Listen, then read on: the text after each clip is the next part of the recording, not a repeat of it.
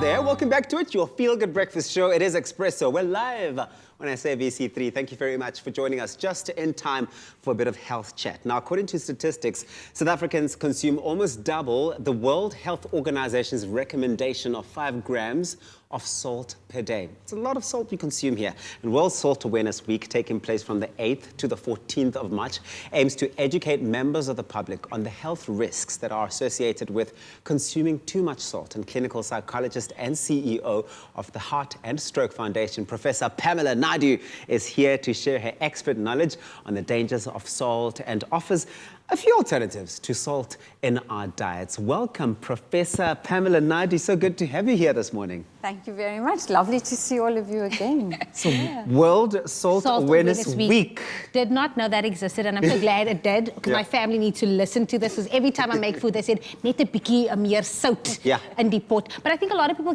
often get confused between salt and sodium. Is there a difference? Is it the same thing? Maybe let's start there. Right, so I think that without sort of going into too much detail, the chemical composition of salt is sodium chloride. Okay. So the sodium part of it is where the danger lies. So you it's almost a 40 to 60% percentage split of sodium and salt. So 40% sodium and 60% chloride.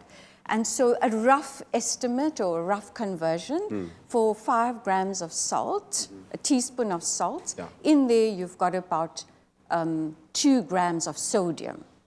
And it's the sodium that is actually the challenge here. The challenge. So when we look at Salt Awareness Week, I mean, it's very easy for people out there to think, salt is bad, oh no, and get into panic mode. But there are benefits to having, some benefits to having salt in our food or in using salt. Are there any benefits, I suppose? Yes, I think it's a little bit of a myth, if you ask me, because it's kind of like salt should be seen as some sort of a micronutrient as well, which is naturally found in foods. Yeah. So actually, take the salt shaker away, you absolutely don't need it. Oh. Yeah. Here I am thinking, come on, a little bit of salt today keeps the doctor away, clearly not so much. Yeah, but you actually also adding a little salt in your cooking, right? Yeah. So that's adequate. You really don't need more than that. Then what is it about the salt, or is it then the sodium that makes it so dangerous to consume on a daily? Yes, so salt or sodium is known to increase your blood pressure. And you know that high blood pressure, which kind of is your systolic, so the top number is, it overshoots 140. It's really dangerous for you because it can lead to all types of circulatory diseases, including heart disease and strokes. And so the salt actually pushes up your blood pressure. Who is more at risk of, I suppose, suffering the outcomes, or not side effects, but the bad sort of results of too much salt or salt intake on a daily? What type of person, what sort of underlying conditions might they have to present with challenges with consuming too much salt? So I have bad news for you, because even in young people and children are known to be hypertensive or have high blood pressure. And what we're finding more and more with the whole process of urbanization, fast foods, cheap food, parents are actually not cooking those lovely meals that we used to have as young children. And so all these bought meals are actually pushing up their blood pressure. So it's actually putting children in danger as well.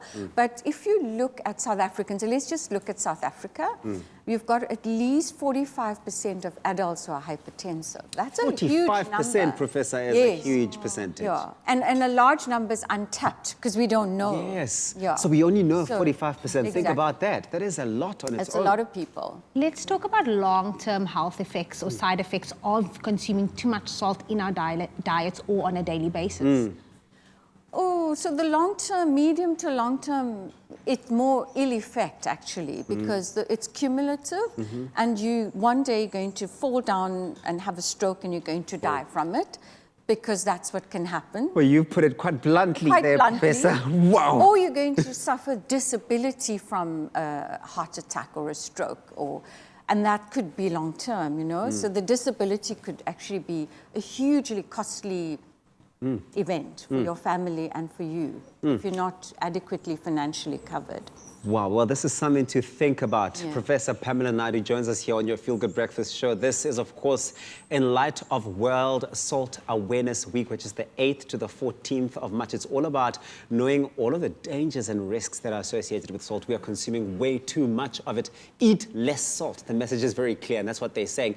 Do you have any questions? Please do send them to us on our Facebook page, Expresso Morning Show SABC3. Remember to use the hashtag Expresso Show.